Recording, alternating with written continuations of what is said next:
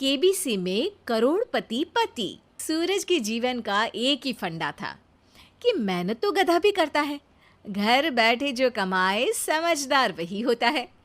इसीलिए उसने कभी नौकरी ही नहीं ढूंढी।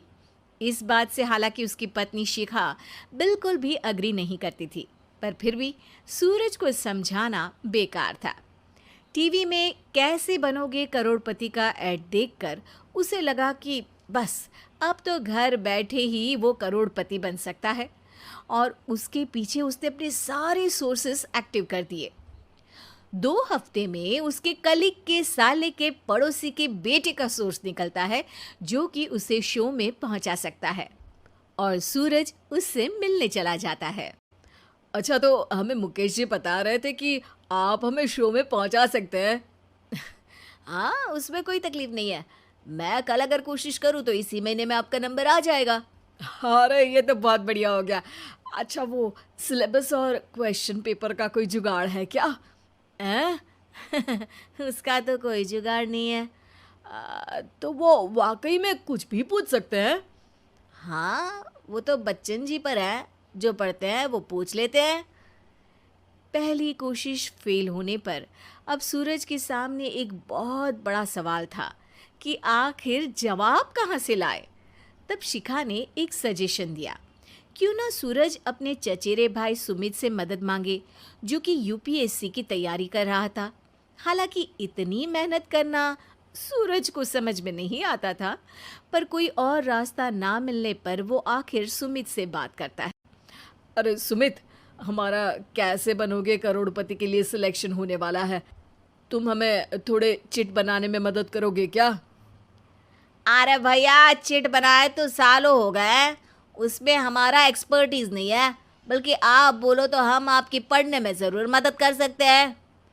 हट, कैसी अनाप शराब बातें कर रहा है तू। सूरज ने सुमित को मना तो कर दिया था, पर तैयारी करने के सिवाय कोई चारा उसे दिख भी नहीं रहा था। खासकर जब 12 के पेपर लीक करने के एक्सपर्ट शुक्ला जो भी हाथ जोड़ लेते हैं। आखिर सूरज को सुमित के पास जाना ही पड़ा, और उसने सुमित और शिखा से वादा किया कि वो बहुत मेहनत करेगा। 1 महीने की तैयारी के बाद फाइनल हुआ कि शो से 1 हफ्ते पहले एक ट्रायल खेला जाएगा, जहां पर सारे रिश्तेदार ऑडियंस की जगह पर होंगे और शिखा सवाल पूछेगी। दूर दराज से भी रिश्तेदार आकर हाजिर हो गए देखने कि आखिर कैसे बनेगा सुमित करोड़पति।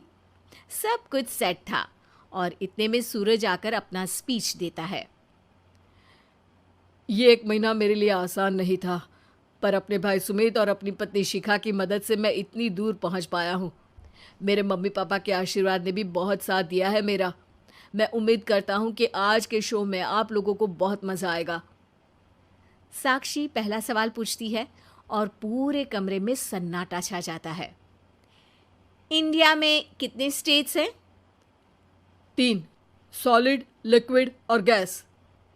अरे रुकिए, तो ऑप्शंस तो देने दीजिए। इतने में 5वीं कक्षा का चिंटू बोल उठता है। अरे क्या मामा, आप तो पहले सवाल पर ही आउट हो गए। अरे बेटा, पहला सवाल तो ट्रायल होता है ना। अरे तुम अब देखना। देखने जैसी बात तो थी ही। सूरज को इतना शांत किसी ने नहीं देखा था। कभी कभी तो लगता था मानो सूरज आंख खोलकर ही सो गया हो। मामा जल्दी करो प्लीज, कल सुबह पनवेल भी तो निकलना है। अरे हट, कंसंट्रेट करने दे मुझे। 3 सवाल में 3 लाइफलाइन खत्म हो चुकी थी, और अब चौथे सवाल पर भी सूरज का मौन नहीं टूटा। पर सूरज अभी भी हार मानने को तैयार नहीं था। उधर हर कोई सूरज को छोड़ सुमित को देख रहे थे। आखिर सुमित ने ही तो पढ़ाया था सूरज को। गजब बेइज्जती है यार। अरे बेटा, तो बाप का, दादा का, भाई का, सबका नाम बुड़वाएगा। अरे 3 लाइफलाइन ले ली तो भी तेरा कुछ नहीं होना है। अरे कोई इतनी बात करता है क्या शो पर? अरे बेटा, शो पर तेरे जैसे भी तो नहीं आते ना। सूरज की ये जंग आखिर 1 घंटे बाद 5वें सवाल पर खत्म हो गई, जब उसने इंडिया के नेशनल बर्ड का नाम कहा, कौवा। अरे बेटा, मज़ा तो बहुत आया, बस थोड़ा टाइम पर ख़त्म होता तो आनंद भी आ जाता।